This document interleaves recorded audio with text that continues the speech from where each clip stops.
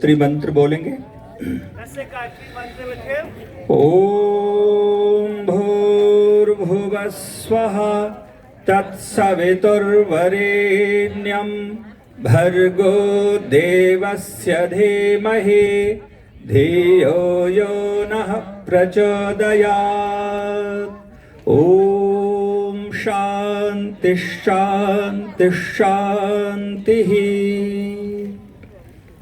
सभी को नमस्ते। आर्य समाज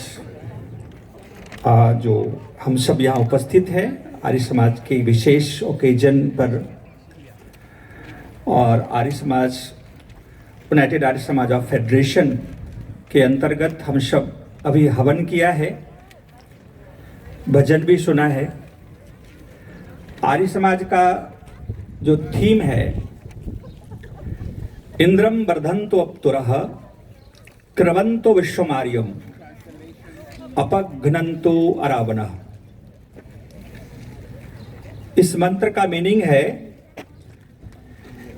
ओ लॉर्ड, ओ गॉड, ओ परमात्मा, सूरवीर अच्छे लोगों को, ऐश्वर्यों को बढ़ाओ, और ज्ञानी लोग जो नॉलेजेबल पर्सन हैं उसको भी हमारे बीच बढ़ाओ, इनक्रीज करो। अपघ्नन्तो अरावणः, हमारे अंदर जो बुराई है, जो कमी है, या जो लोग हमारे शत्रु हैं, वेद के अपोजिट चलने वाले हैं, उनको नाश करो। और क्रवन्तो विश्वमार्यम, नोबल मैन आप क्रिएट करो, अच्छे लोगों को बनाओ। यहाँ पर विश्व शब्द आया है, तो विश्व का मतलब all over all world, but सब people, every man is noble, do it. सबको नोबल करना है।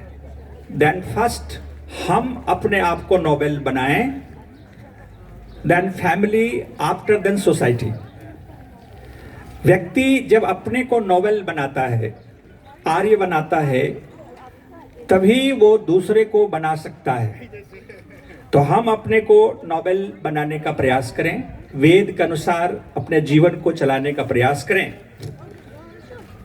पहला जो इसमें contribution of Arya Samaj, equality and unity.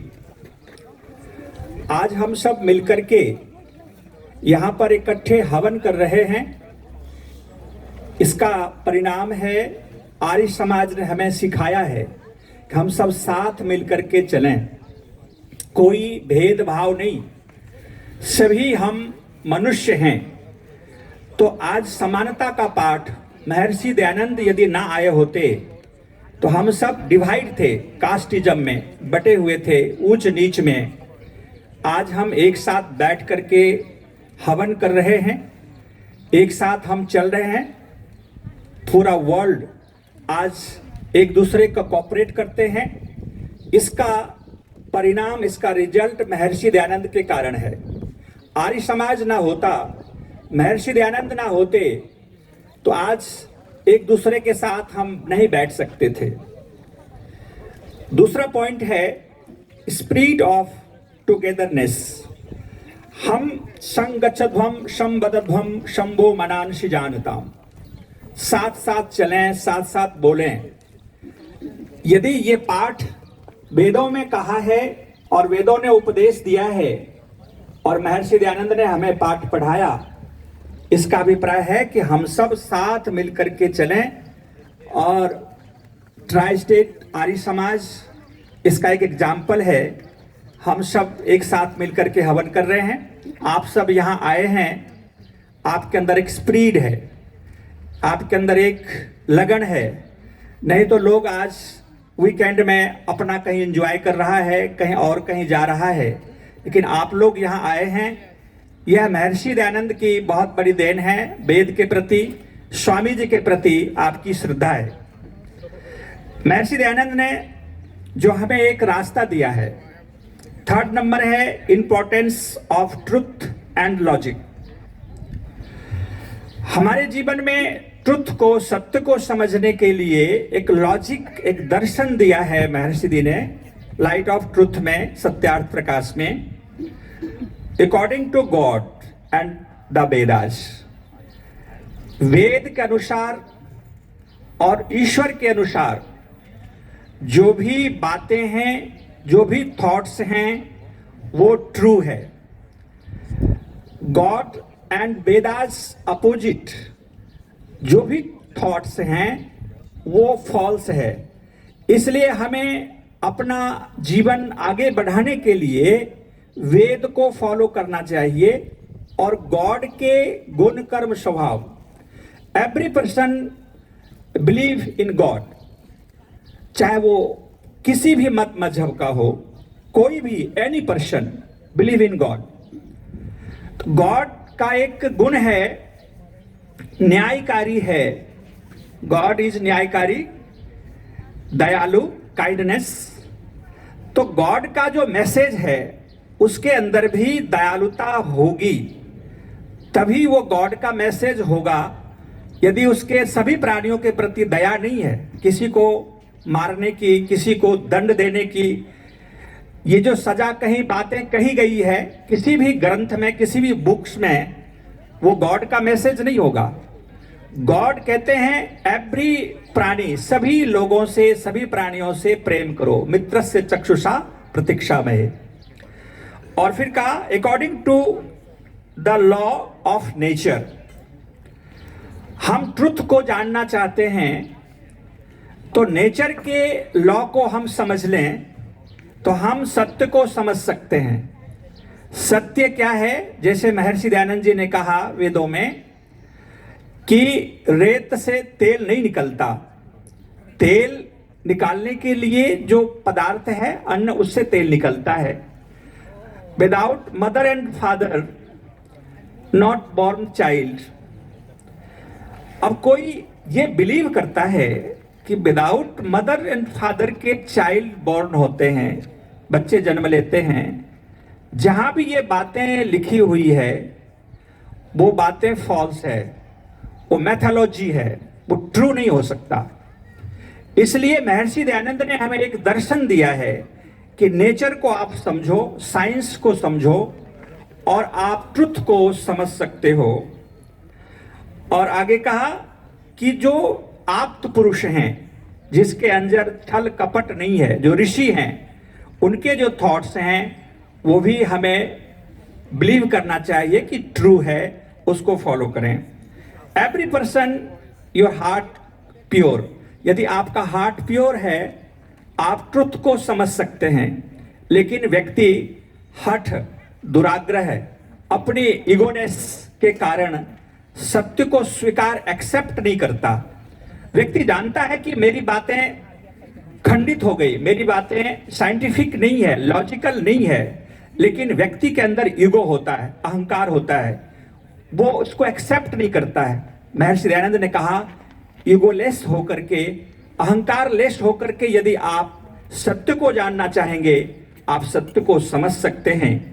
तो हम इस बात को एक्सेप्ट करें। साइंटिफिक थिंकिंग, आज के यूथ जनरेशन में साइंटिफिक थिंकिंग है। आज आप कहेंगे हवन हम क्यों करते हैं, तो हवन के पीछे साइंटिफिक रीजन क्या है? क्लाइमेट चेंज हो रहा है, हमारे अंदर बहुत सारे रोग हो रहे हैं। इसका सारे समाधान, सॉल्यूशन हमारे पास है, वो है हवन। हवन को हम विशेष रूप से लॉजिक रूप में इसको विधिवत करें तो इसका बेनिफिट्स हमें मिलता है। तो आज हम अपने यूथ को समझाने का प्रयास करें कि जो लॉ नेचर में है वही लॉ वेद हमें उपदेश करता है। Right of study Vedas. आज हमारे बीच बहुत सारे जो महिलाएं, माताएं हवन कराई, इसका क्रेडिट महर्षि दयानंद जी को जाता है, आर्य समाज को जाता है। आर्य समाज ना होता आज माताएं, बहनें मंत्र पाठ नहीं कर सकती, हम लोग हवन नहीं कर सकते थे। गायत्री मंत्र भी पढ़ने का अधिकार महिलाओं को, शूद्रों को नहीं दिया गया था। महर्षि दयानंद जी ने आर्य समाज की स्थापना करके हम सबको वेद पढ़ने का अधिकार दिया, गायत्री मंत्र पाठ करने का अधिकार दिया। ये ऋषि वर्ग को नमन है। आर्य समाज हमारा पथ प्रदर्शक है। हम मॉरिशस गए थे लास्ट ईयर, वहाँ 100 से above lady priest working there. मुझे गर्व हुआ, प्रसन्नता हुई कि यहाँ भी आप देखें लेडी लोग हवन करा रहे हैं। यूएसए, इंडिया में भी आज बहुत सारी माताएं हवन कराती हैं, मैरिज सेरेमनी, जो भी रिचुअल महिलाएं करा रहे हैं। ये महर्षि दयानंद का देन है। हम सब ऋषि के पद चिन्हों पे चलें। आगे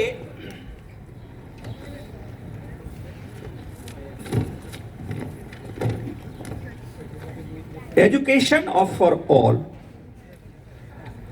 आज से कुछ दिन पहले इंडिया में बेटियों को नहीं पढ़ाया जाता था। सबसे पहला गुरुकुल जालंधर में स्वामी श्रद्धानंद ने कन्या पाठशाला खोला था बेटियों के लिए। यह आर्य समाज की बहुत बड़ा अचीवमेंट है कि हम सब गर्व करें कि महर्षि दयानंद ना होते तो बेटियों को शिक्षा नहीं दी जाती, बेटियों को पढ़ाया नहीं जाता था। इसलिए आज सभी को शिक्षा दी जा रही है, सभी को एक जैसा व्यवस्था गुरुकुल में, चाहे राजा का बच्चे हों या कोई गरीब का बच्चा हो, सबको एक जैसी व्यवस्था देने की परंपरा वेदों में है। और वो महर्षि दयानंद ने हमें कहा, बताया। इसलिए हम सब आज ऋषिवर के कार्यों को नमन करते हैं। 7 नंबर है caste based of Karma not birth. आप सब जानते हैं कि आज सोसाइटी एक्सेप्ट कर रहा है कि कोई बाय बर्थ कोई ब्राह्मण नहीं होता, बाय बर्थ कोई क्षत्रिय नहीं होता। कर्म से ही व्यक्ति ब्राह्मण होता है, क्षत्रिय होता है, वैश्य होता है और शूद्र बनता है। ये बातें हमें वेद ने पढ़ाया और महर्षि दयानंद जी ने हमें बताया। आज जो टेंपल है सनातन हिंदू टेंपल, उसमें भी मैंने बहुत सारे ऐसे पृष्ठ देखे हैं कि वो बाय बर्थ ब्राह्मण नहीं है, बट वहाँ डूइंग इन ऑफरिंग पूजा हवन। तो ये किसका देन है? ये आर्य समाज का देन है, ये महर्षि दयानंद का देन है। आज लोग जो वर्ण व्यवस्था है ये कर्म के अकॉर्डिंग फॉलो हम कर रहे हैं। अगला है प्रेजेंट्स नीड एंड रिलीवेंस। आज हमें क्या आवश्यकता है, आज हमें क्या करना चाहिए, इसके लिए एक मैसेज है कि मॉरल एजुकेशन फॉर यूथ। आप यदि बच्चों को मॉरल एजुकेशन नहीं देंगे, अपने घर को गुरुकुल बनाएं, अपने ऑर्गेनाइजेशन आर्य समाज को गुरुकुल बनाएं। बच्चे को आपको ट्रेनिंग देना पड़ेगा, आपको अपनी मातृ लैंग्वेज संस्कृत एंड हिंदी पर थोड़ा सा फोकस करना पड़ेगा, क्योंकि संस्कृत में हिंदी में जो गहराई है, डीपनेस, वो और लैंग्वेज में नहीं है। मैं आदर करता हूँ इंग्लिश लैंग्वेज में, आप लोग जानते हैं, लेकिन आप थोड़ा सा फोकस करिए कि हम संस्कृत को भी पढ़ें, अपनी मदर टंग हिंदी को भी समझने का प्रयास करें, अपने बच्चों को संस्कारित करें, तभी हमारा कार्य आगे बढ़ेगा। महर्षि दयानंद का जो उद्घोष था बैक टू द वेदास, हम वेदों के तरफ लौटें। अपने होम में, अपने फैमिली में हम सब फॉलो करें द 16 संस्काराज। अब कोई व्यक्ति अपने घर में आर्य समाज से तो जुड़े हैं लेकिन संस्कार नहीं कराते।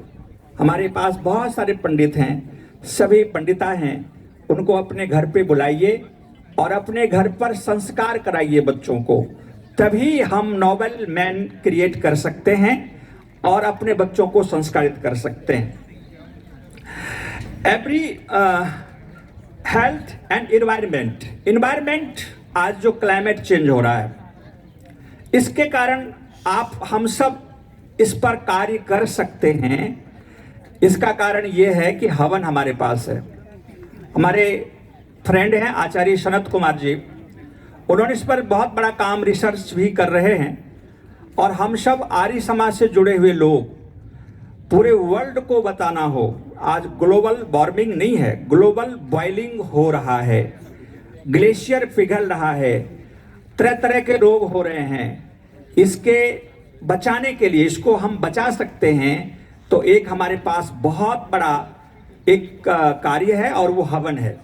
हवन के द्वारा मैं तो ये कहता हूं कि आपके पास हवन है, बिग हवन, ये हवन तो छोटे छोटे हम करते हैं लेकिन बड़ा हवन करें, क्योंकि जब तक हम वेद पाठ नहीं करेंगे, हवन नहीं करेंगे तो लोगों को हम जोड़ नहीं पाएंगे और हम क्लाइमेट में कुछ अपना डिवोशन, कुछ कंट्रीब्यूशन हम नहीं कर पाएंगे। तो बड़ा हवन करने का प्रयास, वेद पारायण यज्ञ, कम से कम एक वेद का पाठ हम करेंगे। महर्षि दयानंद जी ने लिखा, वेदों को पढ़ना, पढ़ाना और सुनना सुनाना सभी आर्यों का परम धर्म है।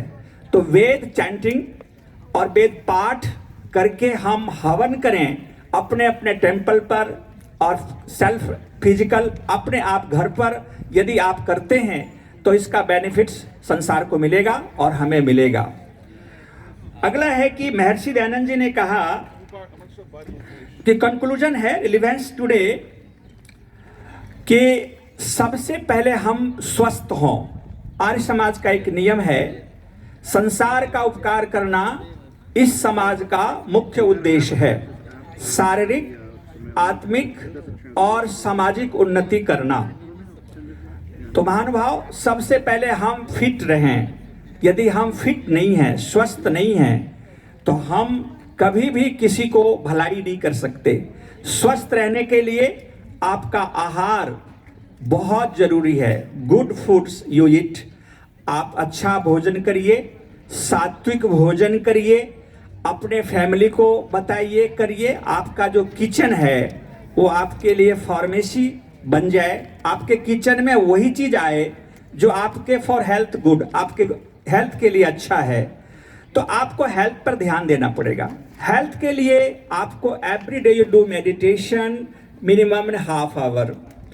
आप आधा घंटा मेडिटेशन, महर्षि दयानंद का आदेश है, direction to Guruvar Dev Dayanand, minimum half hour do it meditation necessary. आपको जरूरी है कि आधा घंटा आप मेडिटेशन करिए तो आपका हेल्थ बहुत अच्छा रहेगा। आसन प्राणायाम भी